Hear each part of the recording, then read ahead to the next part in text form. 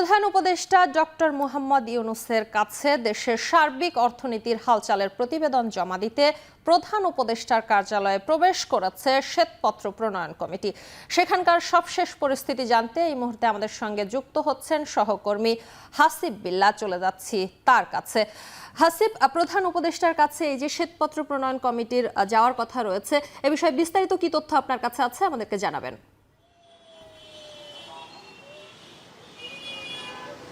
Shampa, doctor Debapriya ভট্টাচার্যের নেতৃত্বে যে শ্বেতপত্র প্রণয়ন কমিটি 12 সদস্যের প্রতিনিধি দল 12টার কিছু পর প্রধান উপদেষ্টার কার্যালয়ে প্রবেশ করেন এবং সেখানে তারা আওয়ামী লীগ সরকারের আমলে যত অনিয়ম, দুর্নীতি, অপচয়, এই আর্থিক খাতে অনিয়ম হয়েছে সেই চিত্রগুলো তারা তুলে ধরবেন তাদের শ্বেতপত্রে।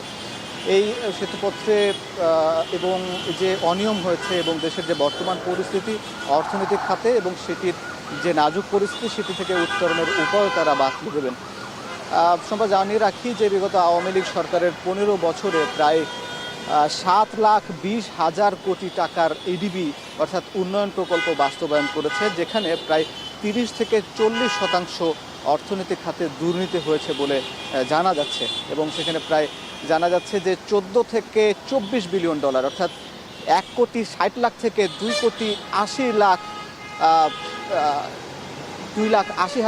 কোটি টাকা পর্যন্ত যে দুর্নীতি হয়েছে এটি জানা যাচ্ছে। এবং সেখানে দুর্নীতি হয়েছে মূলত বিভিন্ন ক্ষেত্রে যে উন্নয়ন প্রকল্পগুলো নেওয়া হয়েছে সেগুলো বেশিরভাগই রাজনৈতিক বিবেচনা এবং সেখানে কোনো যাচাই বাছাই না করে কিছু অনুমোদন দেওয়া হয়েছে বিভিন্ন প্রকল্পের এবং সেগুলো বাস্তবায়নের ক্ষেত্রে দরপত্র কেনার সময়ও রাজনৈতিক বলয়ের প্রভাব ছিল এবং সেখানে দরপত্র কেনার সময় ঘুষ বাণিজ্য হয়েছে এবং সেটি বাস্তবায়নের ক্ষেত্রে পরিপূর্ণ বাস্তবায়ন হয়নি।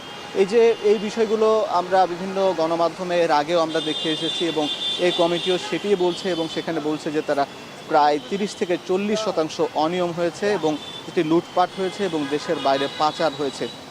এই যে পাচার হওয়া টাকা কিভাবে দেশে ফিরিয়ে আনা যায় সে ব্যাপারে কমিটি সুপারিশ করবে এবং বিদ্যুৎ জ্বালানি ক্ষেত্রে যে চুক্তিগুলো হয়েছে এই চুক্তিগুলো কতটা এই দেশের জন্য মঙ্গলকর এবং অর্থনীতির জন্য কল্যাণের সে বিষয়গুলো তারা তুলে ধরবেন এবং সে ব্যাপারে তারা একটি প্রস্তাবনা দেবেন এবং এর সঙ্গে আর্থিক খাতে যেসব অনিয়ম হয়েছে, ব্যাংক খাতে যেসব অনিয়ম হয়েছে, লুটপাট হয়েছে সে বিষয়গুলো সেই অর্থনৈতিক যে শ্বেতপত্র প্রণয়ন কমিটি সেটি তারা তুলে ধরবেন।